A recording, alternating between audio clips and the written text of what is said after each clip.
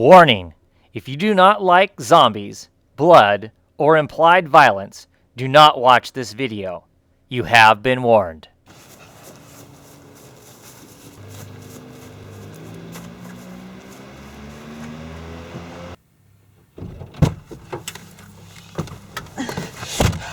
This is Monster Comic Reviews. I'm Ethan, and that's Travis, and this is Monster Comic Reviews. Dad's having a bit of a bad day, so first up we have just Jonah Hex issue 0. So we've got another one of these pesky 0 issues. We didn't really need it that much, I don't think, although I didn't originally know the actual story of Jonah Hex. So, pretty much he had an abusive father, his mom travels away, he gets his first scar by being his first set of scars by being a Continental soldier, and he gets whipped a ton, and then he goes back to the Native American tribe that he grew up when his dad gave him away, and he gets burned because he supposedly cheats in a fight, even though the person he was fighting also cheated. So, yeah, that's how he gets his scars, I guess. Sorry, not stars. I'm a little nervous. I've got a zombie. I think I'd give this, a solid 3, maybe. Yeah, nice 3. We didn't really need it, but it was nice to have if you didn't know the story. Once again, we have a non-zero issue. We have Captain Marvel, issue 4. So, of course, we have all those robots that, have, compiled together, and now they're big, nasty, giant robot, and they proceed to zap the crap out of Ms. Marvel. So, one of the, Banshees decides that she's going to fly in and blow up the big guy. Of course, Captain Marvel's Captain Marvel, and she beats her to it. And she proceeds to blow the thing up. And we get more backstory talking about, the lady that sent Captain Marvel back in time. She was flying her plane when that happened. And there's some sort of metal or gem or whatever that the Japanese are trying to dig up. And that's what is causing them to go back in time. So Captain Marvel is flying so she can go back in time to where this lady, Helen, so she can ask her what's going on. And she gets there, and Helen reacts very, very, very well to somebody in a suit like this just appearing inside of her room. I don't know what time period it is, but I don't really think they wear stuff like that normally. I think I'd give this book a nice 3. There's still more of that, rights for women, I guess. That's cool with me. I don't have a problem with that. But as for the cover, I hate this cover. She just looks weird. I not like any of these covers. Okay. Now we move on next to I, Vampire, issue 0. Okay, once again, another issue 0 book, which wasn't really needed. Shocker, I know. But it was really pretty. And it was sweet, because it talks about how, it starts with Andrew Bennett before he's a vampire, writing a love note to Mary, right, who is now Mary, Queen of Blood, because she's just a serving maid and he's a lord, so, their love really can't be, even though they are in love. Yeah, good book, useless though. It's pretty. We get, how, Andrew Bennett is apparently the innocent soul, because Cain is still wandering around, he's still free, but somebody has cursed him. I wonder who that is. Anyway though, somebody has cursed him that as soon as he takes the life of another innocent, he will be trapped forever, right? So far he hasn't drinking the blood or eaten anybody of innocence, right? And so he goes to eat Andrew Bennett. Apparently Andrew Bennett is innocent enough, and he traps Cain, which is how he A, becomes a vampire, and B, gets his little, white thing. we also find out, I wish we had found out how Mary became a vampire too, because we don't get that. And of course, she is a vampire. So, I mean, I guess we already know to some degree that Andrew was the one who turned her, but we never really got when or how or why, because this ends with him writing Mary another letter saying, you know, hey, we can't be together because of certain things, but I'll make sure that you're well taken care of. And of course, the certain things is the fact that he's a vampire, and nobody really wants to date a vampire. So, next up we have Justice League issue 0. This was all Billy, and, you know, just him becoming Captain Marvel, and we find out more about the Court and Pandora. The Captain Marvel issue 0 wasn't useless, because I guess it's still telling main storyline, and he's actually Captain Marvel now, but I still don't think he's very deserving, and it's only okay. The thing that makes this issue of Justice League good, once again, is the backstory, as we find out more about Pandora, and, you know, the Wizard of Old shows up and says, you know, I'm sorry, Pandora. He apologizes, and he says that the Court of Wizards was wrong. The other two people deserved their punishment, but he doesn't think that Pandora did. He thinks that Pandora was just an innocent girl who happened to make a mistake, which I always thought with Pandora's story it was. And of course, Pandora is now trying to open Pandora's box and put everything back in it. And of course, the wizard shows up and says, no, you can't put anything back. It's already been released. I'm sorry. And then he dies. And you're just kind of like, whoa. So of course, we're probably going to be forced to continue getting Justice League so we can, you know, find out all of the Pandora stuff, because that, you know, Phantom Stranger, Pandora, and the Question are interesting. And of course, we see the Question in this as he wanders around, you know, asking questions. Ooh, wow. Okay, next up we have Justice League Dark issue 0. Again. Catching a streak here, issue 0s maybe. So this was cool. I like this comic. It was nice. We get how Constantine really gets inducted into magic. And of course, he's already a quasi-magic user, but he wants to become more. He wants to become a top-level magic person. He wants to become a mage and not somebody who just knows a few parlor tricks that are obviously a little bit more than parlor tricks. So where does he go? America! And where does he go in America? Where else? New York. So he gets to New York, and he gets into this club, and he meets this, like, master mage. And who is he dating? Zatanna! Whew, wow. But, so Zatanna, and this master mage travel around, because, you know, Constantine earned his right when saving the master mage from being stabbed to death by a cult flame member, travel around pretty much combating all these magical things. And as they're going, Constantine and Zatanna are learning more and more from this master mage guy. And as they continue on with their journey, they find out that pretty much everything that goes bump in the night and is the cause of evil magic, the cold flame is pretty much behind it all. So it's really just them traveling around battling the cold flame. But see, then this thing happens, and their master mage friend just kind of goes off the deep end, and he starts hunting for the books of magic. I'm going to look and see what his master mage friend's name is. He starts hunting for the books of magic. And, yeah. So while he and Zatanna are having a relationship, Nick, which is the master mage's name, Nick is hunting for the books. And Nick proceeds to betray them for the cold flame so he can help find the books of magic. And as it happens, Zatanna and Constantine are well enough learned now that they proceeded to beat the crap out of Nick and the cold flame. And it pretty much ends with them sending Nick to hell eternally. Doesn't sound like fun. And Zatanna and Constantine escape. And of course, Nick goes from being the master mage to the dead guy, and Constantine and Zatanna have now risen up to that position.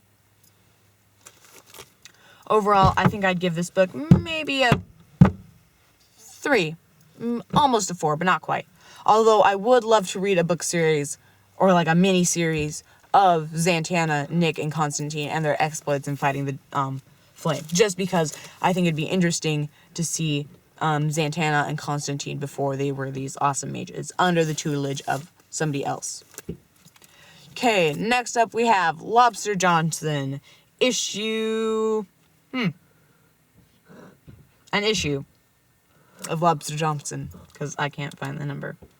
So, this book is pretty interesting. We have these, like, punky, younger, like, maybe 20s Americans in the movie theater sitting behind a veteran. And, of course, back then, in the time period that it said, when you go to watch a movie, you get the cartoons, and you get the world news. And, of course, they're talking about stuff from the Germans. And, of course, the Americans behind the veteran are like, nah, German stuff. And the veteran is like, obviously, you guys weren't around here for the Great War. You suck. Which is true. So, as they're leaving the movie theater, this guy comes up to him, and he starts spouting some German. And they're like, what? And then the guy proceeds to melt all over one of the punky Americans. It's just kind of like, what? So, as we find out, there's this blimp, and it's heading to America, and it's got Germans on it, and it is for America, because America keeps making Germany pay all these war expenses, because, it's right after the Great War, so we're pretty much making Germany pay for the entire war. So, these Germans have decided that they are tired of bending to the weak Americans, and they are going to hit America with this gas bomb that pretty much melts people. Lobster Johnson has something else to say about that, as he proceeds to show up and beat everybody up. My favorite panel in the entire book is this one right here. As you can see, Lobster Johnson is whacking somebody with a chair. And just the way it looks is very comical to me. I mean, I don't know, maybe it's just me, but, he's just kind of stepping in, and the little, as the guy's getting hit, I think it's hilarious.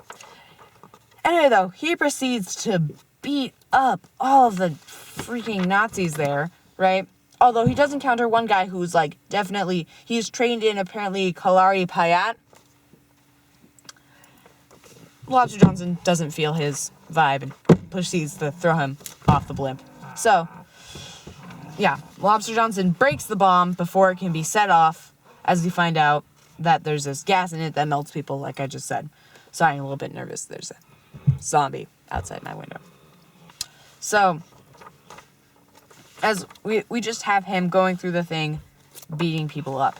And the ending page is Lobster Johnson jumping off the blimp to follow one of the Nazis that just parachuted down. And the last page is this guy, and he's hanging from a hotel. It's the guy who jumped off with a parachute.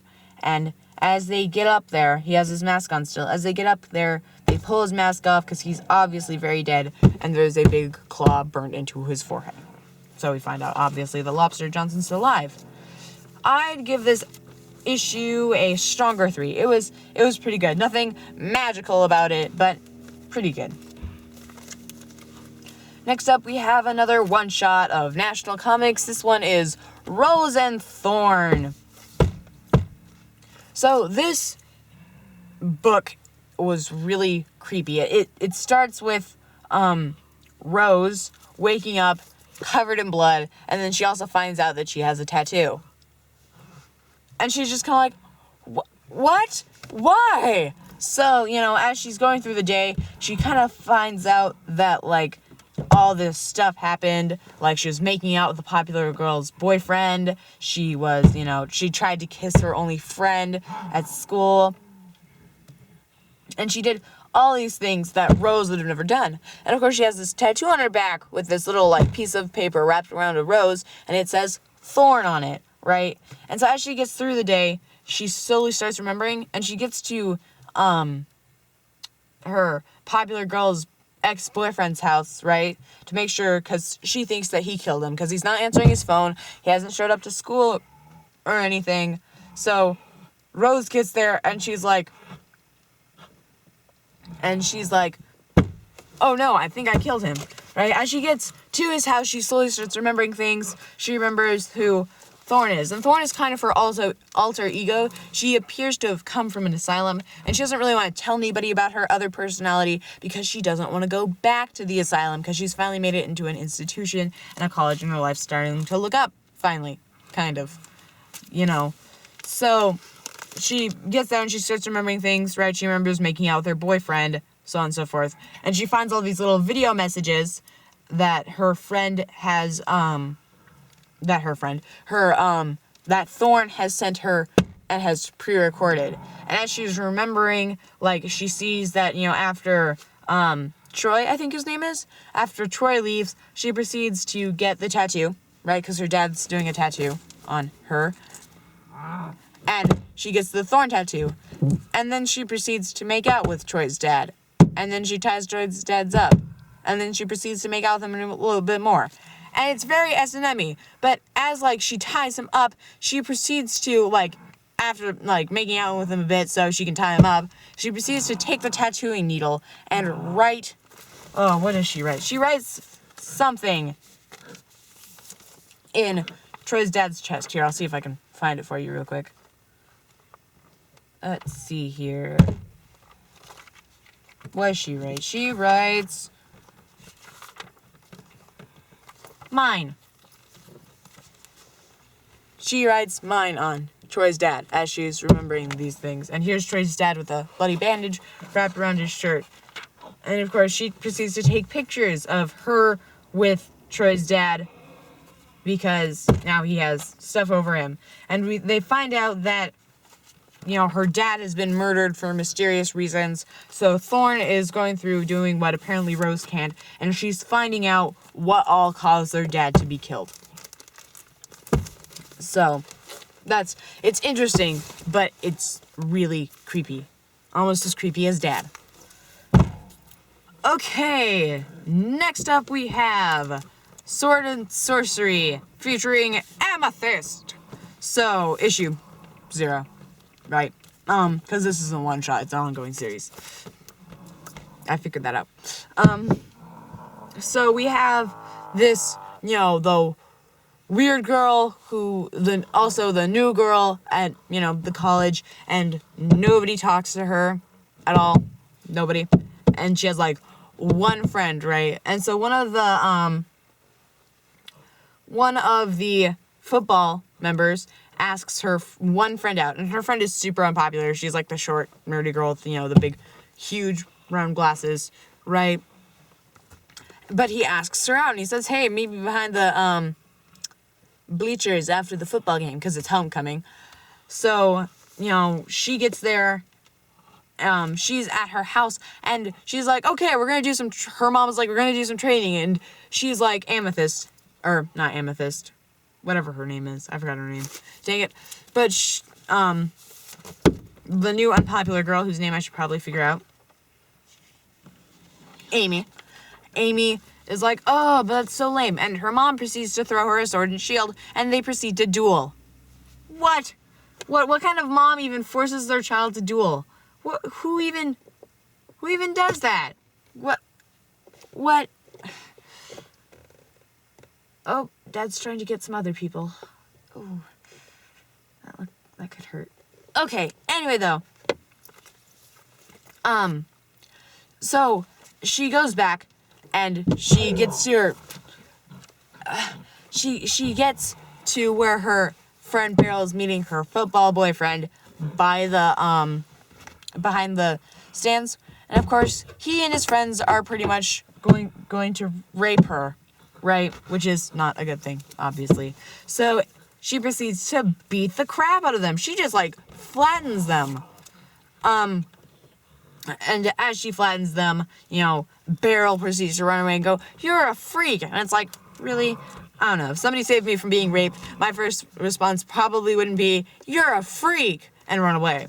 So, I don't know. The thing that really made this issue worth anything, though, is the backstory. I really like the backstory. It's kind of done in this, like, anime style, which, you know, isn't bad, and it's not quite anime, but it's definitely borderline, but it's really interesting. It's like Beowulf, and it's like people of medieval times, But it's obviously present day. I mean, because as they're riding along on horses in their armor and swords, there's like, signs that say, no trespassing, intruders will be shot on sight, deadly force authorized.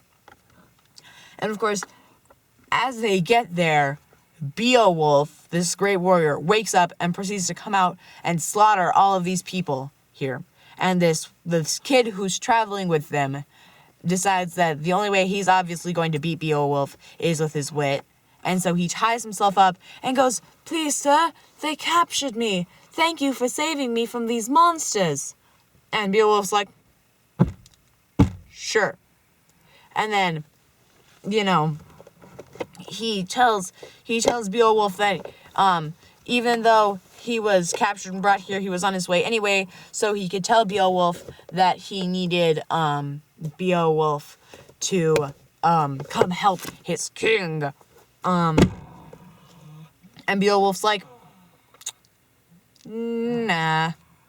And, as he's listing things to help make Beowulf, come and help them, he lists that he was a general who won his right as king. And of course, Beowulf, who's obviously has some sort of military thing going on with him, says, "Oh, general, okay." So they're going to go kill this monster that's breaking in. And I don't know Beowulf, so I don't know if it's a Beowulf monster or not. But they're going to go kill this monster that keeps breaking into the mead hall and killing people. So they're going to do that. And it looks like it'll be interesting. So I don't know if that'll continue to be a backup story, or if it's get its own series. Okay, next up we have 6th Gun issue 25. So there's still Drake and Becky are captured or stuck in this fort, hiding from, the giant ice wolf and its little pack of wolves. And of course they have lots of their little snow spirits. Outside, and they're sitting there trying to, shoot them. Well, and Drake's hand that got iced isn't getting any better whatsoever at all. And then suddenly out of nowhere, the storm gets really bad, and the wolf breaks through the giant ice wolf breaks through the walls, letting in all the other wolves. So, of course, we have Little John sitting there blowing the crap out of people with his sawed-off shotguns. Awesome. And we have Drake and Becky trying to shoot the ice wolf to death. I really love this because I talk about how, I'm glad that whenever he uses the guns, they list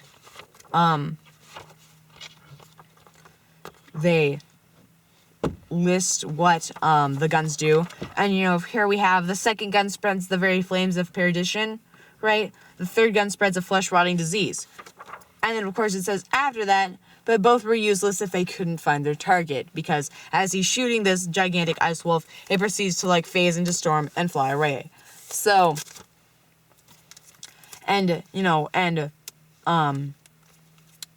what is his name? Kirby and the other, African-American guy that we've seen helping Becky and him in their adventures are searching for, he's searching for Kirby. So Kirby, him, and the mummy, Mr. Cobb, whatever his first name is, Asher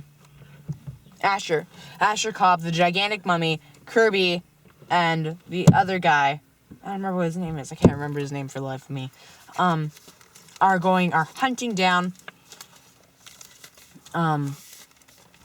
this guy, or hunting down Becky, and yeah, it's just awesome. It's just an awesome book, and I totally called it, because at the end, Drake goes, "I know what that thing is," and Becky's like, "Oh, really?" And he's like, "It's a Wendigo," and I'm just like, "Oh, I called it."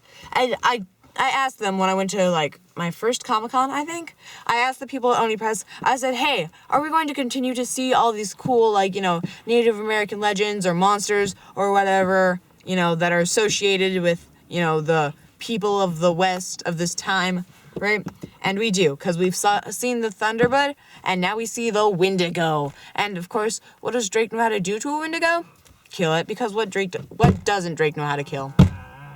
I don't know if there's anything. But this book just continues to be awesome, and I think I'd give it a full 5 out of 5 stars. Okay, last but not least, we have X-Men issue 36. This was okay, as they track down a proto-mutant who is immortal or either really slow aging. He can't really tell the difference, but he's immortal. He has a few other powers, and they've tracked him down, and they're questioning him, and he mind reads Pixie because he has like super strength, super hearing, he can fly, and he has like some sort of mind read power. And he finds out that this guy that they're hunting has been digging up his friends and family, rejuvenating them, and then killing them. And so he freaks out, and he throws Peter, Colossus, off the plane that they're traveling on. So Pixie and Storm are going to go get Colossus, while Domino's trying to land the plane, and Psylocke's freaking out. So things kind of going bad for them. I don't really have much to say about this issue because, I don't know, I'm not going to be sad if this comic were to go. So I think I'll give it, a 3 out of 3. And that's it for the last week of September, I think. I'll see you next time, maybe. So, I guess I should probably... Oh, no!